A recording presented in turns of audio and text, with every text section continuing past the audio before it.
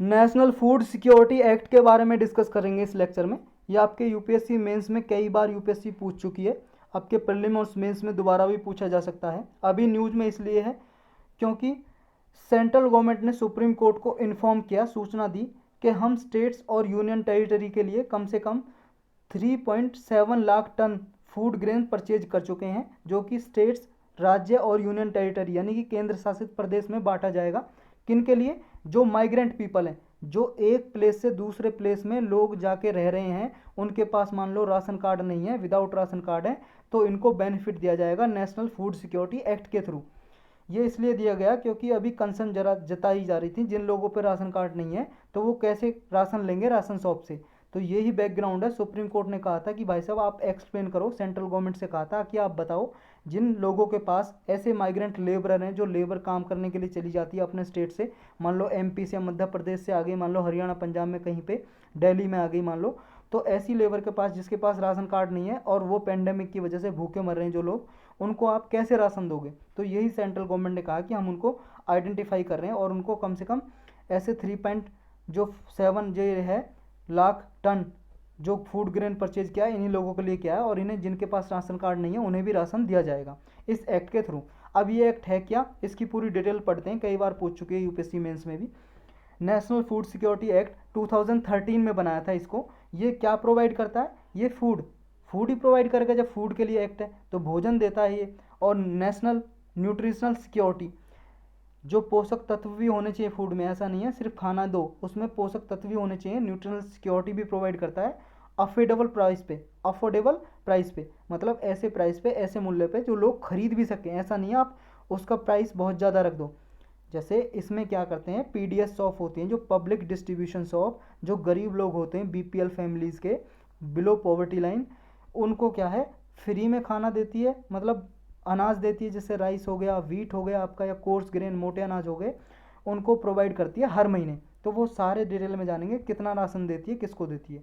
इसमें जो बेनिफिशियरी हैं, जो टारगेटेड पब्लिक डिस्ट्रीब्यूशन सिस्टम, पहले पीडीएस चलता था, उसी का नाम बदल के रख दिया था, टी लगा दिया इसमें। टी का मतलब है टारगेटेड पब्लिक डिस्ट्रीब्यूशन सिस्टम, मतलब टारगेट करेगी ऐसे लोगों को जो बीपीएल फैमिली के हैं।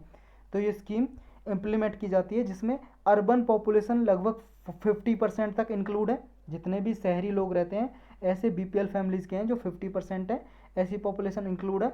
और रूरल एरियाज में जो पॉपुलेशन रहती है वो 75% पॉपुलेशन इंक्लूड है।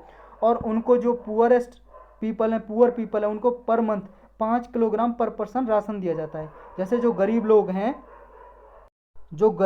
हैं उनको हर महीने, जैसे एक परिवार में मान लो 5 सदस्य हैं तो उसमें 5-5 किलो हर पर्सन पे राशन दिया जाता है, गेहूं वगैरह, चावल वगैरह। तो 5×5 = 25 किलो उन्हें दिया जाएगा अगर एक परिवार में 5 सदस्य हैं, 5 मेंबर हैं एक वन फैमिली में। और एक कैटेगरी और इसमें poorest of the poor house hold, जो गरीब बीपीएल फैमिली से और भी बहुत ज़्यादा गरीब है, उसको रखा जाता है अंत्योदय अन्न योजना कैटेगरी में। इसमें क्या होता है, इसमें 35 kg दिया जाता है पर हाउस होल्ड पर मंथ, मतलब एक महीने में एक घर को 35 किलोग्राम अनाज दिया जाता है। गेहूँ चावल वगैरह इसमें फ्री में नहीं दिया जाता, कुछ रेट दिए हुए हैं, वो रेट जानेंगे हम किस रेट पे दिया जाता है। ये सब्सिडाइज रेट पे दिया जाता है। सब्सिडाइज रेट का मतलब है बाकी का जो प्राइस दिया जाता है, 3 किलो के हिसाब से राइस दिया जाता है, चावल 2 किलो के हिसाब से वीट गेहूँ दिया जाता है, और कोर्स ग्रेन मतलब मोटे अनाज वगैरह जैसे बाकी के हो गए बाजरा वगैरह, ये 1 किलोग्राम के हिसाब से दिए जाते हैं इन लोगों को। तो अब लगा लो आप, ये दिए जाते हैं जो सब्सिडाइज रेट पे दिए जाते हैं। सब्सिडाइज रेट का मतलब क्या होता है कि जैसे अब चावल दिया जा रहा है 3 रुपये किलो के हिसाब से। अब 3 रुपये का हिसाब तो नहीं है ना, मार्केट रेट कितना है, लगभग होगा लगभग 40 के लगभग, मान लो 40 का राउंड होगा चावल का रेट, जो मतलब साधारण से साधारण मीडियम लेवल का भी चावल होता है, 40 का राउंड लगा लो आप। तो 40 kg के हिसाब से 37 सब्सिडी दे रही है कौन, गवर्नमेंट। मतलब जितना भी प्राइस आ रहा है 37 रुपये की सहायता दे दी किसको, गरीब लोगों को, 3 रुपये के किलो के हिसाब से दे रही है, इसी को बोलते हैं सब्सिडी वगैरह। आइडेंटिफिकेशन कैसे करते हैं हाउस होल्ड का, मतलब कौन गरीब है कौन अमीर है, ऐसे आइडेंटिफाई कौन करता है, ये स्टेट गवर्नमेंट और यूनियन टेरिटरी है जो भी वो आइडेंटिफाई करते हैं, उनका काम है। वो देखेंगे कि हाँ कौन बीपीएल फैमिलीज में आता है, उनको राशन कार्ड वगैरह बना के देंगे बिलो पॉवर्टी लाइन का बीपीएल फैमिली का, या फिर अंत्योदय योजना का, आय का, अंत्योदय अन्न योजना का, मतलब गरीब से भी गरीब, ये पुअरेस्ट ऑफ द पुअर है, गरीब से गरीब, जिनको 35 किलोग्राम दिया जाता है पर हाउस होल्ड एक घर के हिसाब से। न्यूट्रिशनल सपोर्ट वुमेन्स को भी और चिल्ड्रन को भी प्रोवाइड की जाती है इसमें। जो 6 से 14 साल के, 6 महीने से लेकर 14 साल के बच्चे हैं उन बच्चों को खाना दिया जाता है। और जो ऐसी महिलाएं जो प्रेग्नेंट हैं, जो गर्भ से हैं, और जो लैक्टेटिंग मदर है, मतलब जिनके बच्चे हो गए, अपने बच्चों को माताएं दूध पिलाती हैं, उनको बोलते हैं लैक्टेटिंग मदर, दूध पिलाने वाली माताएं, उन माताओं को भी न्यूट्रिशनल सिक्योरिटी प्रोवाइड की जाती है। और एक स्कीम चलाई हुई है गवर्नमेंट ने पहले, इंटीग्रेटेड चाइल्ड डेवलपमेंट सर्विस, और एक स्कीम है मिड डे मील सर्विस, इनको भी इसके अंडर ही इंक्लूड कर दिया गया, क्योंकि इनके थ्रू भी न्यूट्रिशनल नॉर्म्स इम्प्लीमेंट की जाती हैं इन स्कीम में। इनमें क्या है, 6 साल तक के बच्चे को भी इंटीग्रेटेड चाइल्ड डेवलपमेंट सर्विस में 6 साल तक के बच्चे को भी इसमें न्यूट्रिशन सिक्योरिटी दी जाती है, मतलब बच्चा मालनूरिश ना हो, कुपोषित बच्चा ना हो। कुपोषित बच्चा जानते हो ना, जिसके जैसे कुपोषण हो जाता है न्यूट्रिशनल की वजह से, पोषक तत्व की वजह से खाना पीना अच्छा नहीं मिल पाता है, उसका हाथ पैर टेढ़े हो जाते हैं या कुछ अलग से हो जाते हैं, तो इसको मालनूरिश बच्चा ना हो, उससे बचाने के लिए न्यूट्रिशनल सिक्योरिटी दी जाती है इसमें।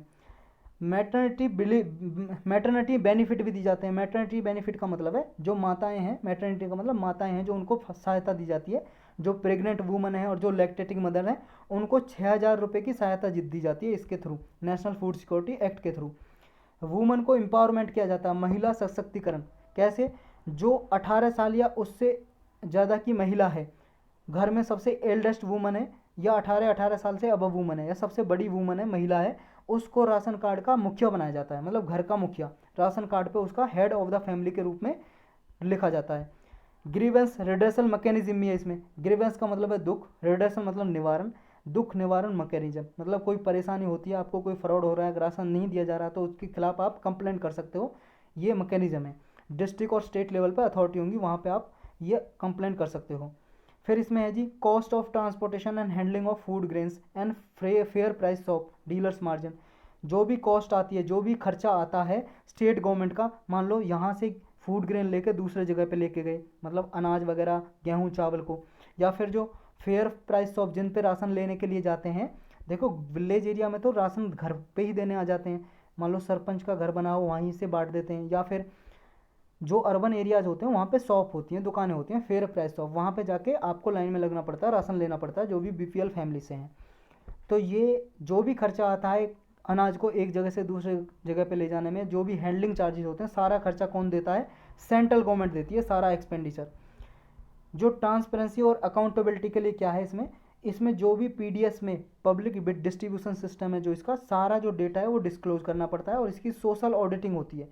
सोशल ऑडिटिंग का मतलब होता है जो भी मान लो कर्मचारी गवर्नमेंट कर्मचारी नहीं है, सरकारी कर्मचारी नहीं है, कोई जॉब नहीं करता, बाहरी जो कॉमन पीपल है वो जाके ऑडिट करते हैं, वो देखते हैं हाँ ये सब मामला सही चल रहा है, इसमें कोई फ्रॉड तो नहीं हो रहा है। और इसकी एक विजिलेंस कमेटी भी होती है, वो भी सेटअप करनी होती है। विजिलेंस कमेटी निगरानी कमेटी होती है, निगरानी करती है हाँ कोई फ्रॉड तो नहीं हो रहा है, बिल्कुल ट्रांसपेरेंट, यानी कि ओपननेस के जरिए ये सारा जो है अनाज दिया जा रहा है, जो बेनिफिशियरी हैं या नहीं दिया जा रहा है उनको, ये सब कुछ जांच करती हैं कि ये स्कीम इम्प्लीमेंट हो भी रही है, लागू हो भी रही है या नहीं हो रही है, ये सब कुछ देखा जाता है इसमें। नेक्स्ट है फूड सिक्योरिटी अलाउंसेस। अगर किसी मान लो बेनिफिशियरीज हैं, जो एंटाइटल्ड बेनिफिशियरीज, मतलब जिनको बीपीएल फैमिलीज के गरीब लोग हैं जिनको राशन नहीं दिया गया, मतलब देना चाहिए था लेकिन किसी कारण बस नहीं दिया गया, तो फिर क्या है उन्हें फूड सिक्योरिटी अलाउंस दिया जाएगा, मतलब पैसे दिए जाएंगे, भाई साहब अगर आप राशन नहीं दे पाए हो तो इन्हें रुपए दो, ताकि ये मार्केट से जाके अपना फूड ग्रेन या मील भोजन वगैरह खरीद सकें। नेक्स्ट है पेनल्टी। पेनल्टी का मतलब है जी पनिशमेंट, सज़ा। पेनल्टी क्या लगाई जाती है कि अगर मान लो भाई साहब जो पब्लिक सर्वेंट होते हैं या अथॉरिटी होती है जो फेल हो जाती है, कि मान लो डिस्ट्रिक्ट ग्रीवेंस रिड्रेसल ऑफिसर है, मतलब एक ऑफिसर बनाया जिसके पास जाके कंप्लेंट करेगा बीपीएल फैमिली वाला कि मुझे राशन नहीं दिया गया इस महीने का, या मेरे कुछ प्रॉब्लम होगी, फ्रॉड होगी, तो इस पर कंप्लेंट करेगा, और ये फिर जो पब्लिक सर्वेंट या अथॉरिटी होते हैं उनको डायरेक्शन देंगे कि इम्प्लीमेंट किया जाए कि इस पीडीएस सिस्टम को, इनको राशन क्यों नहीं मिला, पूरी जानकारी दी जाए। और अगर ये फेल हो जाते हैं, कंप्लाई नहीं करते, इसकी डिसीजन को नहीं मानते, डिस्ट्रिक्ट ग्रीवेंस रिड्रेसल ऑफिसर के को इसके डिसीजन को नहीं मानते, फैसले को, तो फिर स्टेट जो फूड कमीशन है वो इन पर पेनल्टी लगा सकता है, कुछ भी मान लो कुछ फ़ी लगा देगा, मतलब जैसे होता है ना चार्जेस लगा दिए कि आपको इतना फ़ाइन देना पड़ेगा, फ़ाइन लगा दिया, या फिर आपको कोई सज़ा दे दी, पेनल्टी दे दी, तो ये सज़ा भी दे सकते हैं, पेनल्टी भी लगा सकता है फूड जो कमीशन है, स्टेट फूड कमीशन। तो यही था बस इस लेक्चर में।